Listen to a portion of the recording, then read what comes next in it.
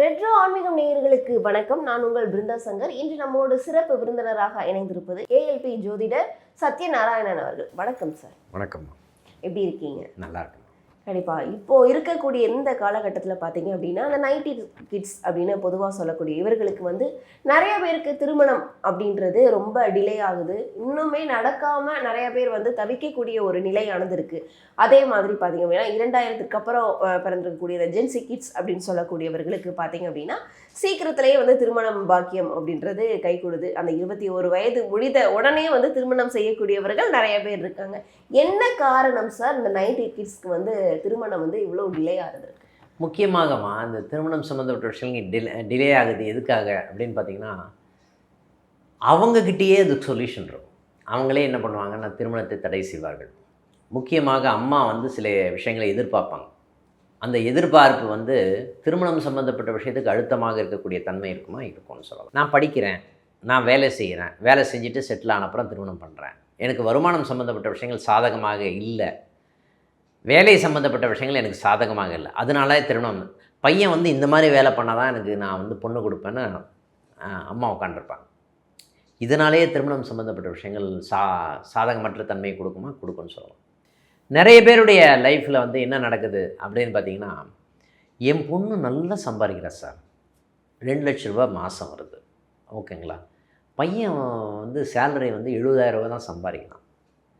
இந்த மாதிரி நிகழ்வுகள் வரும்போது அவங்க என்னன்னா மணியை முக்கியமாக வைத்து இந்த திருமணத்தை பார்க்கிறார்கள் அப்படின்னு ஒரு விஷயம். மணி வேணும் லைஃபுக்கு, இல்லைன்னு சொல்லலை. ஆனால் அதை விட முக்கியமான ஒரு விஷயம் என்னென்னா பெண்ணுடைய மனசு, ஆணுடைய மனசு, இதெல்லாம் பொருத்தம் பார்க்க வேண்டிய ஒரு நிகழ்வாக இருக்கிறதுன்னு சொல்லலாம். ஒவ்வொரு ராசி ரீதியாகவும் அவர்களுக்கு என்ன காரணத்தினால திருமணம் தடைபடுது அப்படின்றத குறித்து பார்க்கலாம் சார். கன்னிராசிக்காரர்களுக்கு அதே தான், அதாவது கன்னிராசிக்காரர்களுக்கு ஏன் திருமணம் அப்படின்றது தாமதமாகுது? கன்னிராசி அப்படின்னு சொன்னாவே பார்த்திங்கன்னா இவங்களுடைய எதிர்பார்ப்பு இருக்கு இல்லையா, ஒரு அழகான பையனாக பார்த்து, வீரமான ஒரு பையனாக பார்த்து வேணும்னு கேட்பாங்க. கம்பீரமாக இருக்க வேண்டிய ஒரு பையனாக இருக்கணும் நினைப்பாங்க. சாதாரணமாகவே இந்த மாதிரி நிகழ்வுகள் இருக்கும். ஜெய்ஜாண்டிக் லுக்காக இருக்கணும்னு நினைப்பாங்க, விஜய் மாதிரி இருக்கணும்னு நினைப்பாங்க. ஓகேங்களா, சாதாரணமாக சொல்கிறேன் நான். இந்த கம்பீரமான விஷயங்கள் இதுவே இந்த எதிர்பார்ப்புன்னு சொல்லப்படுகின்ற நிகழ்வுவே பார்த்திங்கன்னா திருமணத்தை தடை ஏற்படக்கூடிய, எனக்கு சென்ட்ரல் கவர்மெண்ட் ஜாபாக இருக்கணும்னு நினைப்பாங்க. ஓகேங்களா, அந்த மாதிரி ஒரு பையனை பார்த்து திருமணம் பண்ணணும்னு நினைப்பாங்க. ஆனால் இது எல்லாமே ஆப்போசிட்டாக மாறக்கூடிய தன்மை இருக்கும். இந்த மாதிரி எதிர்பார்ப்பை வச்சிங்கனாவே திருமணம் சம்மந்தப்பட்ட விஷயங்கள் தடை ஏற்படுவதற்குண்டான, நீங்கள் எதிர்பார்ப்பை அவனுடைய முகத்திலேயோ அவனுடைய வேலையை செய்யக்கூடிய இடத்துலையோ இதெல்லாம் லுக்குலேயோ அந்த திருமணம் சம்பந்தப்பட்ட விஷயங்களே சாதகமாகவே வராது. அழகு அப்படின்ற ஒரு விஷயம் எதில் இருக்குது அப்படின்னா மனசில் தான் இருக்குது. நீங்கள் பழகின அப்புறம் பாருங்கள், நீங்கள் நிறைய பெண்கள் ஆண்கள் பழகும்போது பார்த்தீங்கன்னா லவ் பண்ணுறவங்களாம் பார்த்தீங்கன்னா சம்மந்தமே இல்லை இருக்கும். பொண்ணு ஃபேராக இருக்கும், பையன் ஒரு புள்ளிங்கோ மாதிரி இருப்பான். அந்த பெண்ணுக்கு அந்த பிடிச்சிக்கும். எதுக்காக அந்த மாதிரி பிடிக்குதுன்னு பார்த்தீங்கன்னா அழகு சம்மந்தப்பட்ட விஷயங்கள் மூஞ்சில் இல்லை, அது எங்கே இருக்குதுன்னா மனசில் தான் இருக்குது அப்படின்னு ஒரு விஷயம். எப்படி பழகிறான், எப்படி கம்யூனிகேட் பண்ணுறான், இந்த கம்யூனிகேட் பண்ணி தான் காதல் வளர்க்கக்கூடிய தன்மை இருக்குது. பேசி தான் பிடிக்க ஆரம்பிக்கும் காதலில். அந்த மாதிரி நிகழ்வுகள் இருக்கும்போது இந்த ஃபேஸில் ஒரு விஷயத்தை எதிர்பார்க்குறாங்க அப்படின்னா அது சம்மந்தப்பட்ட விஷயங்கள் கன்னியா ராசிக்கு தடை ஏற்படுவதற்கு உண்டான தன்மை இருக்கும்னு சொல்லலாம்.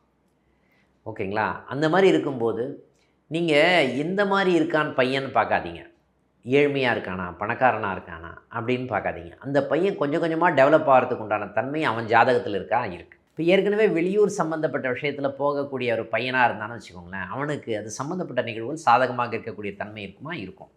நல்ல வேலை செய்யக்கூடிய பையன் பாருங்கள், நல்லா பேசுகிறானா, இந்த பையன் வரும்போது அவன் உண்மையிலே மனசு ரொம்ப சாந்தமான ஒரு மனசாக இருக்கும் அவனுக்கு. ஆனால் கன்ஃபியூஸ் ஆகிட்டே இருப்பான் அந்த பையன். அந்த பெண்ணாக இருந்தாலும் சரி ஆசோலேஷன் நடக்கும். இந்த மாதிரி நிகழ்வுகள்லாம் இந்த கன்னியா ராசிக்கு இருக்கும். அந்த மாதிரி பையனை நீங்கள் பார்த்து செலக்ட் பண்ணுறீங்கன்னு வச்சுக்கோங்களேன், அது சம்மந்தப்பட்ட நிகழ்வுக்கு உங்களுக்கு சாதகமாக வருவதற்கு உண்டான தன்மை இருக்கும்னு சொல்லலாம். நீங்கள் ஃபேஸில் மட்டும் அழகாக எதிர்பார்க்காதீங்க அப்படின்னு ஒரு விஷயந்தான் இதில் முக்கியமான விஷயம். ஏன்னா இந்த பெண் ரொம்ப நல்லாயிருக்கும், ஃபேராக இருக்கும், அதுக்கு தகுந்த மாதிரி எனக்கு மேட்சிங் வேணும்னு கேட்கும். அதுவே வந்து பார்த்திங்கன்னா திருமணத்தை தடை ஏற்படுவதற்குண்டான தன்மை இருக்குமா, இருக்கும்னு சொல்லலாம். இவர்களுக்கு இந்த காதல் திருமணம் அப்படின்றது செட் ஆகுமா? காதல் சம்மந்தப்பட்ட விஷயங்கள் வந்து சில காதலில் பிரச்சனை வருவதற்குண்டான தன்மை இருக்குது. காதலித்து அதுக்கப்புறம் ஒரு பிரச்சனை வந்து கட்டாகிறதுக்கு உண்டான தன்மை இருக்குமா, இருக்கும்னு சொல்லலாம். அதனால் காதலிக்கிறாங்கன்னாவே கொஞ்சம் கவனமாக இருப்பது நல்லது அப்படின்ற ஒரு விஷயம் அதில் இருக்குது. கண்டிப்பாக அந்த காதல் அந்த திருமணத்தில் போய் முடியுமா அப்படின்றது மிகப்பெரிய கேள்வி. அதுதான், காதல் வந்து திருமணத்திற்கு முடியக்கூடிய தன்மை அவங்கவுங்க ஜாதகத்தில் இருக்கும். சில பேருக்கு காதல் கட்டாகிறதுக்கு உண்டான தன்மை தான் ஜாஸ்தியாக இருக்கும்.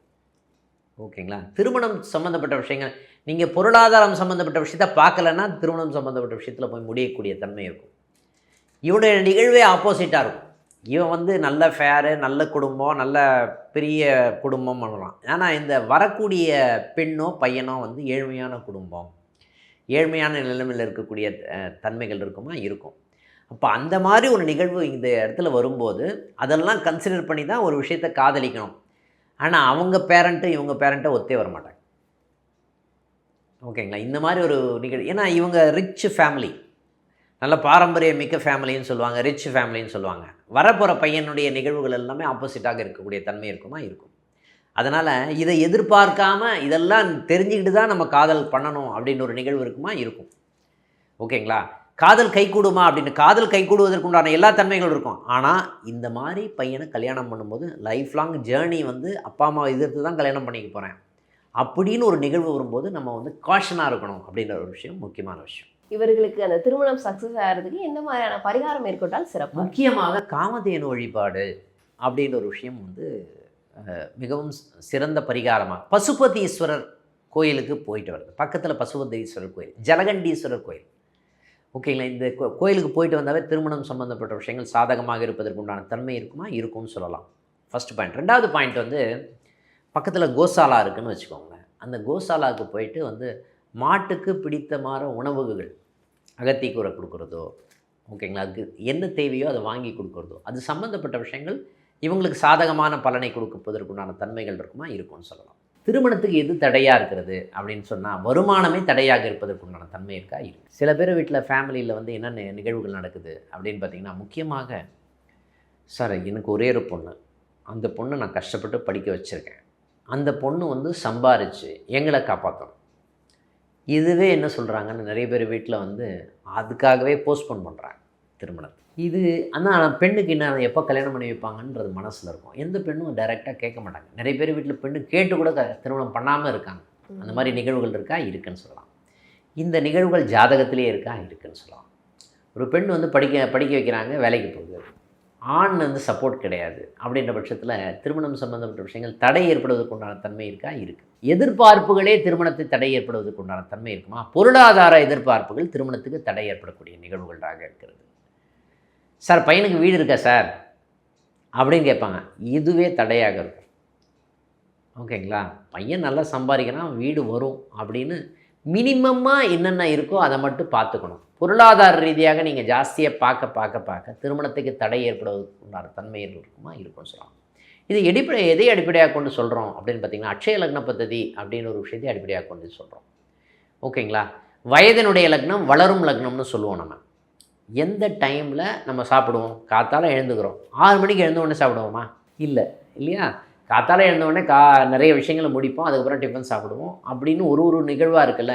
ஒருத்தர் ஜாதகத்தில் பிறக்கிறாங்க அப்படின்னா, துலா லக்னத்தில் ஒருத்தர் பிறக்கிறார் அப்படின்னு வச்சுக்கோங்க. துலா லக்னம் அவருடைய லக்னமாக இருக்குமான்னா, துலா லக்னம் அவருடைய வயதனுடைய லக்னம் இந்த காலகட்டத்தில் இருக்காது. இவங்க துலா லக்னத்தை பேஸ் பண்ணி இவங்க வந்து என்ன பண்ணுவாங்கன்னு பார்த்தீங்கன்னா, ஒரு ஜாதகத்தை பார்த்துட்டு இருப்பாங்க. அவனுடைய லக்னம் வந்து வளர்ந்து இப்போது அவனுடைய வயசு இப்போ வந்து பார்த்திங்கன்னா தனுசு லக்னமாக இருக்கும். அப்போ தனுசு லக்னத்துக்கு தான் நீங்கள் பார்க்கணும் பொருத்தம். ஏன்னா பையன் வந்து பிறக்கும்போது அவனுடைய மனோநிலையை வந்து பார்த்திங்கன்னா, அவனுடைய எடை என்ன, 3 கிலோ. பையனோ பொண்ணோ பிறக்கும்போது 3 கிலோ. ஓகேங்களா? சின்ன வயசில் சாக்லேட் கொடுத்தீங்கன்னா அந்த குழந்தைக்கு பிடிக்கும். வளர்ந்த அப்புறம் அவங்களுக்கு சாக்லேட் கொடுத்தீங்கன்னா அது பெரிய பொருட்டாக மதிக்க மாட்டாங்க. அவனுக்கு பைக் வாங்கணும்னு தோணும், வீடு வாங்கணும்னு தோணும். இது சம்மந்தப்பட்ட நிகழ்வுகளில் வந்து ஜாதகத்தில் இருக்குமா, இருக்கும். ஓகேங்களா? அப்போது அவன் எடையும் கூடிடும். 3 கிலோன்றது இப்போ வந்து 50 கிலோ, 60 கிலோ, 70 கிலோ இந்த மாதிரி மாறிடும். அப்போது நம்ம பிறந்த குழந்தைக்கு ஜாதகம் பார்க்கணுமா, இல்லை வளர்ந்த பையனுக்கு ஜாதகம் பார்க்கணுமா. இதுதான் அட்சய லக்ன பத்தினுடைய சாராம்சம். அப்போது இப்போ என்ன லக்னம் போயிட்டுருக்கோம் அதுக்கு ஜாதகம் பார்த்தோம் அப்படின்னு சொன்னால் அது சரியாக இருக்கும். கண்டிப்பாக சார். நீங்கள் 12 ராசிக்காரர்களுக்கும் எதனால் வந்து திருமணம் அப்படின்றது டிலே ஆகுது, என்ன பரிகாரங்கள் செய்தால் அந்த திருமண பாக்கியம் அப்படின்றது கைகூடும் அப்படின்னு நிறைய விஷயங்கள் வந்து சொல்லியிருக்கீங்க. கண்டிப்பாக இது வந்து ரொம்பவே மக்களுக்கு வந்து பயனுள்ளதாக இருக்கும். மீண்டும் வேறொரு புதிய பதிவுடன் சந்திப்போம். நன்றி. நன்றி.